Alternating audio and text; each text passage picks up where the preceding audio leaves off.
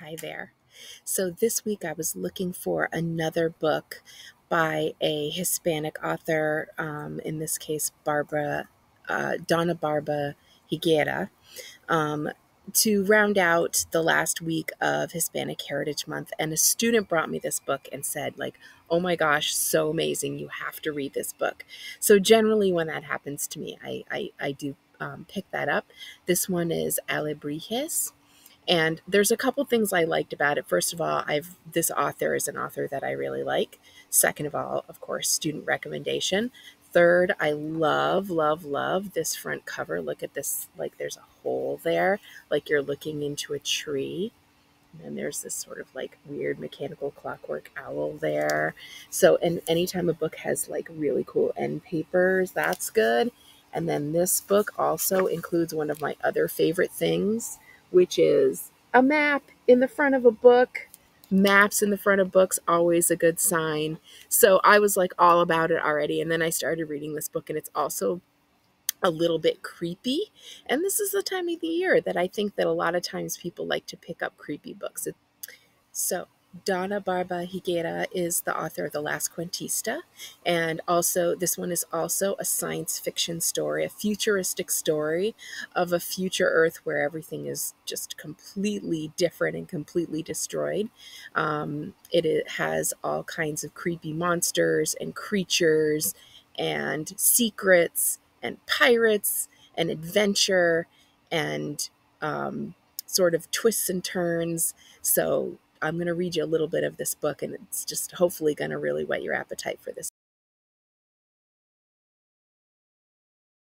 So here's the map again, a little bit better view of it. Pocatello. This is the story as it was told to me by Leandro the Mighty. A worm's shriek pierces the air. Soon their heads will break the earth's surface to hunt through the night. They will slither across Pocatello Valley, stirring up dust and killer spores in their wake. A second screech answers the first. I wait for the echo to hit the valley and bounce back. Uno, dos, tres, pinpricks run over my bald head. This worm is barely a thin candle's burn from the city's border. I make sure our POC door is cinched tight. Tia Lula turns her head away. With her wrinkled hand, she slips one of the sharp metal wings out of her tool, slicing off a piece of the hongo. She slides it under her tongue. Her shoulders relax, and she breathes deep. Gabby and I both take a deep breath, too. Within minutes, the angry lines on her face grow smooth, and she lies down on her bedroll. Lula's POC is filthy and stinks like a rotted mouse, but pickpocketing for her at the market keeps me and Gabby out of the orphanage. Lula might be cruel, but without her, we know what the Pocatelans do to Cascabel orphans like us. We might be missing a kidney or two. We choose Lula for now. Eyes closed, Lula speaks softly to no one. Oh, yes, hermoso. It's good work, mija.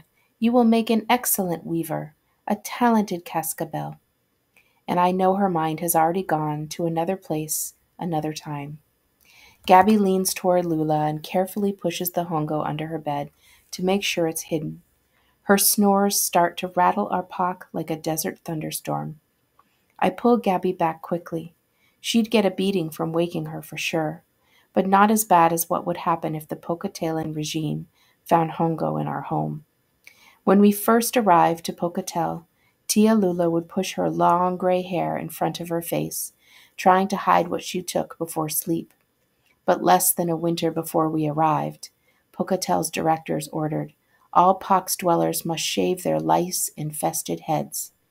One more way to set us apart. The worm shrieks again.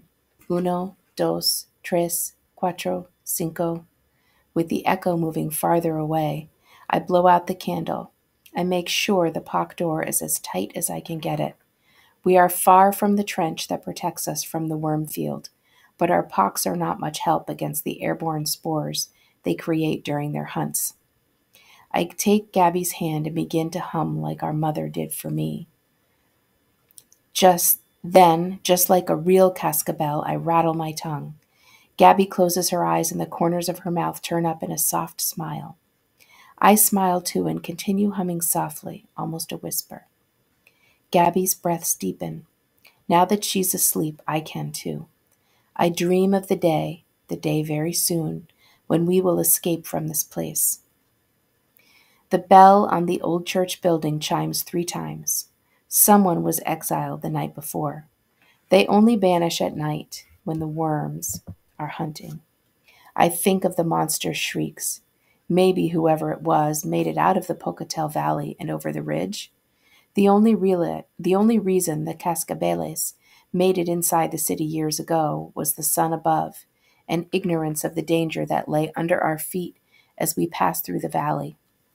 Even if we left by day when the worms don't hunt, between the Pocatellan guards, the walled-in city, and the trench, impossible. Still, one day soon. Gabby and I sit up, but Tia Lula sleeps through the bell's final echo.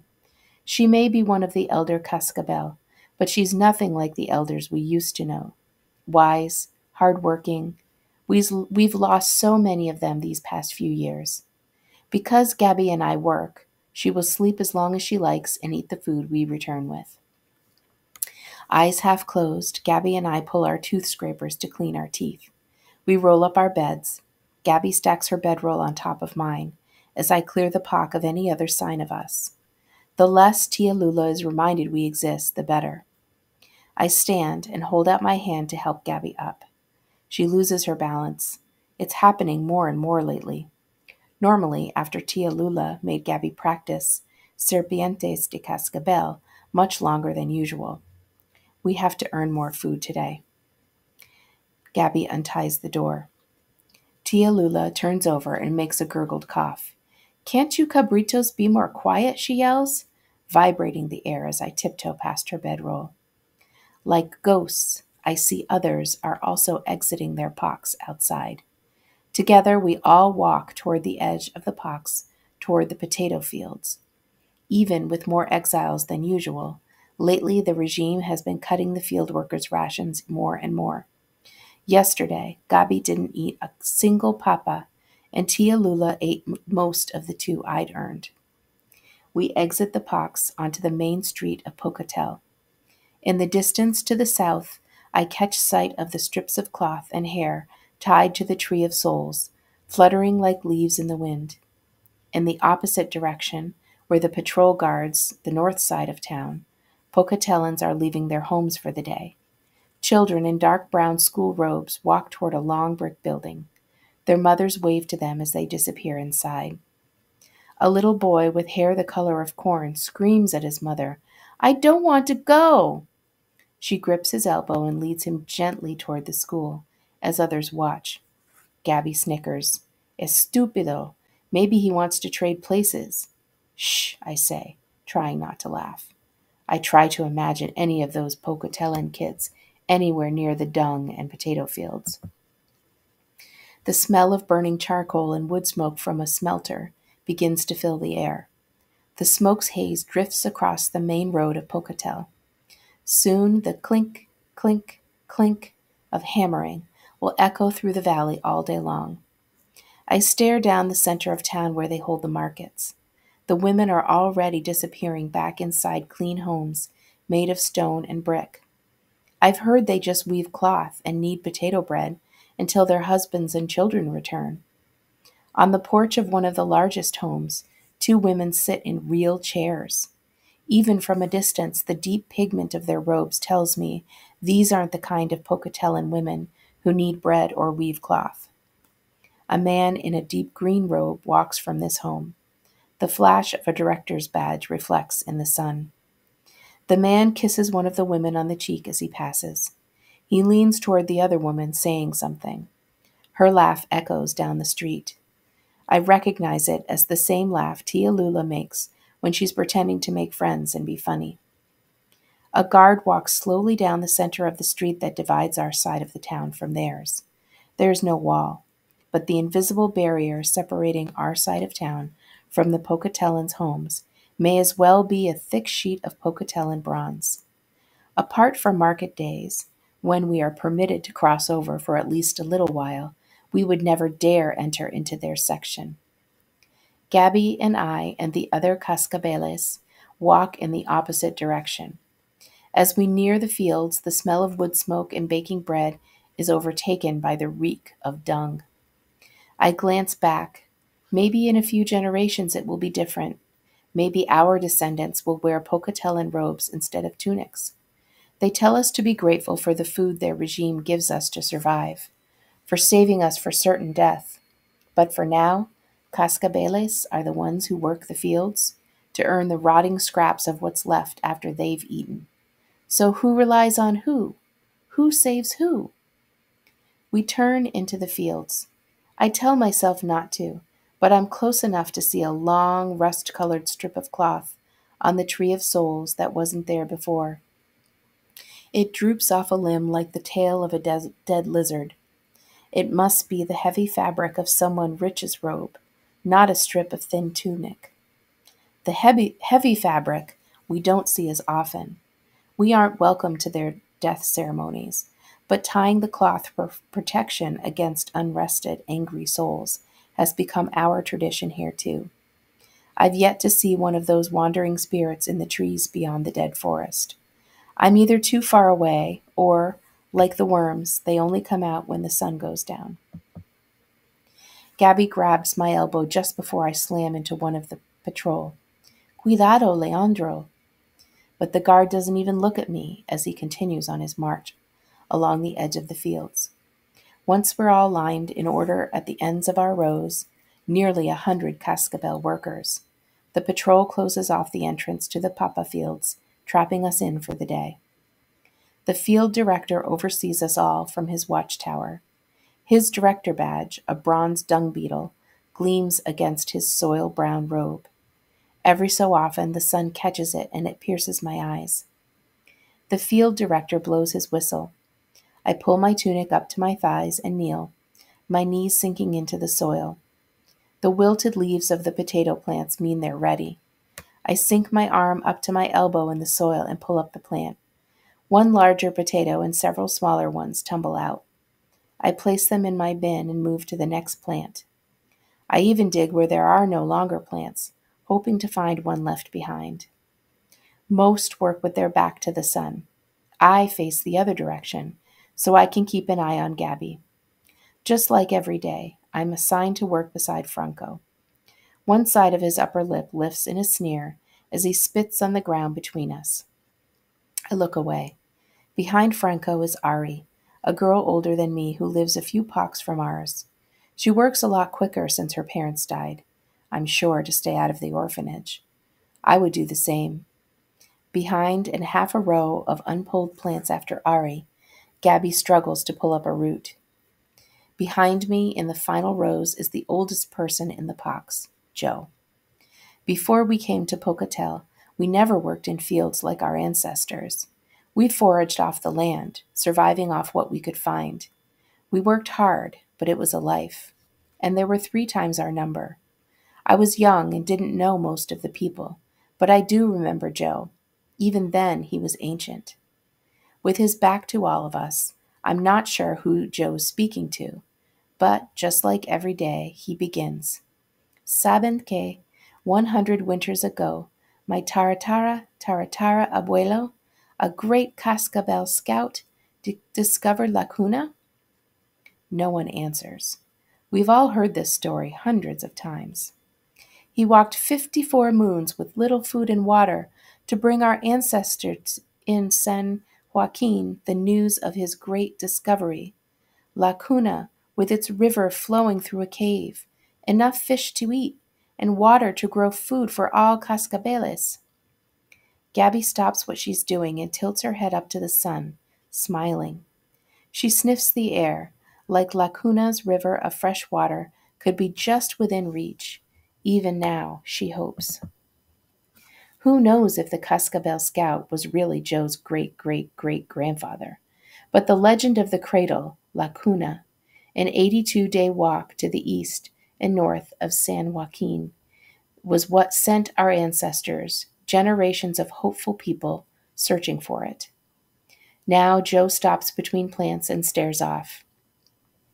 Each night our people searched, a new bed by a new fire, We told our stories, we sang, and we danced.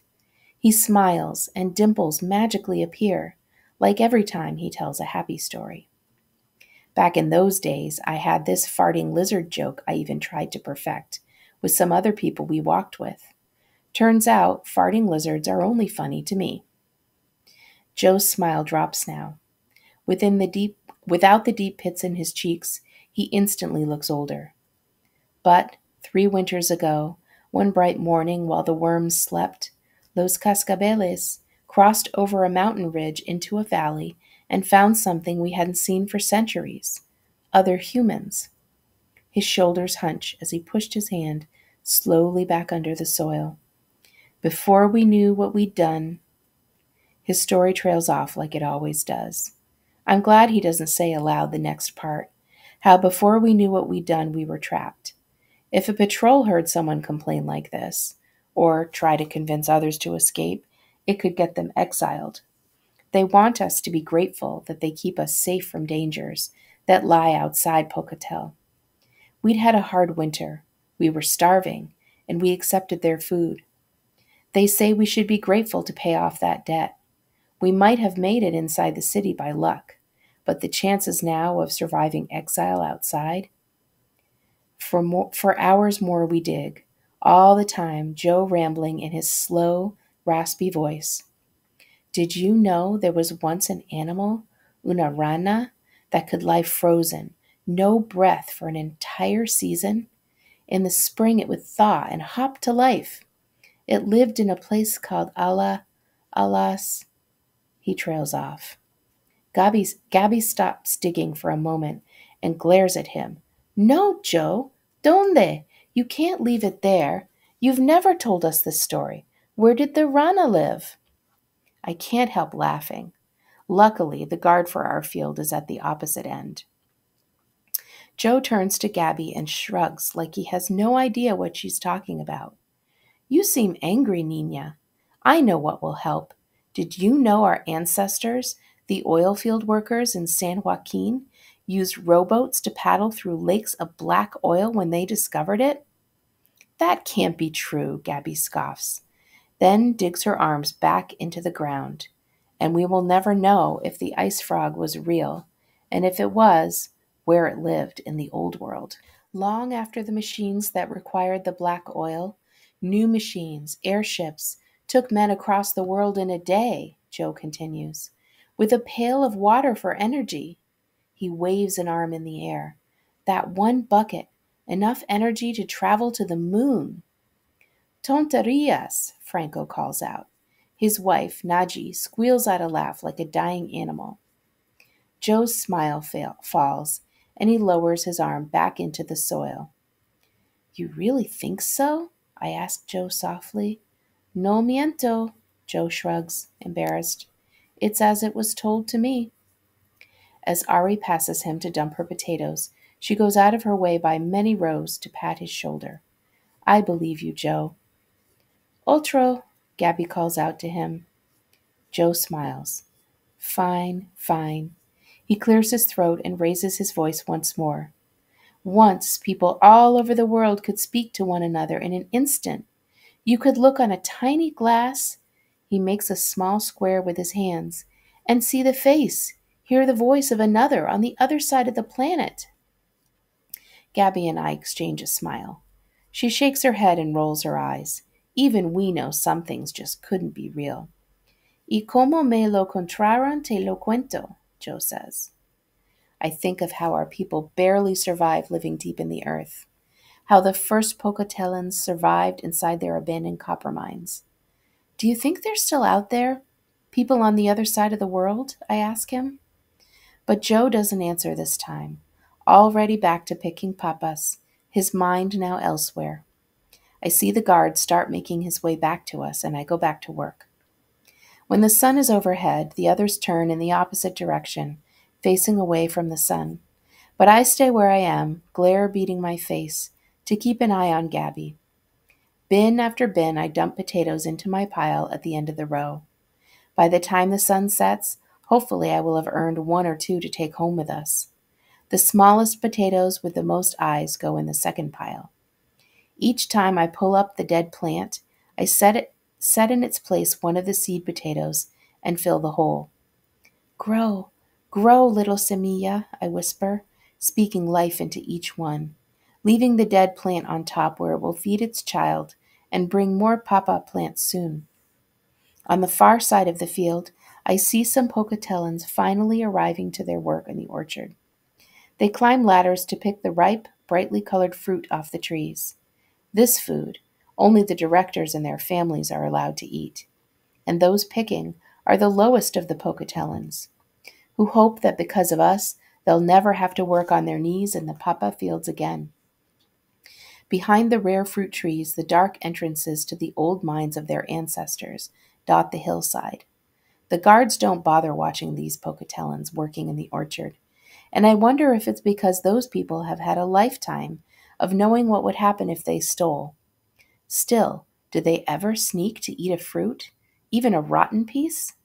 A young woman in a brown dress under a tree with yellow fruit stares at us. I stare back until a guard blocks my view. Does the patrol circling the fields keep us away from the fruit trees, or from the pocatellans who work there? The next time I look up, a girl has her head down, and she's being reprimanded by a man wearing a straw hat. I laugh as behind them 2 pocatellan workers hold the base of the ladder in place while a man carefully climbs. I used to scale piñons with only my toes, ankles, and arms for anchors. I close my eyes and lift my head toward the setting sun, just like I did at the tops of those trees, breathing in the smell of their needles. With warm sun on my face and its glow through my eyelids for just a moment, I'm back in the trees, foraging with my people. I'm on top of the world and I'm free. A dark shadow falls over the golden glow. I open my eyes. The field director is standing over me.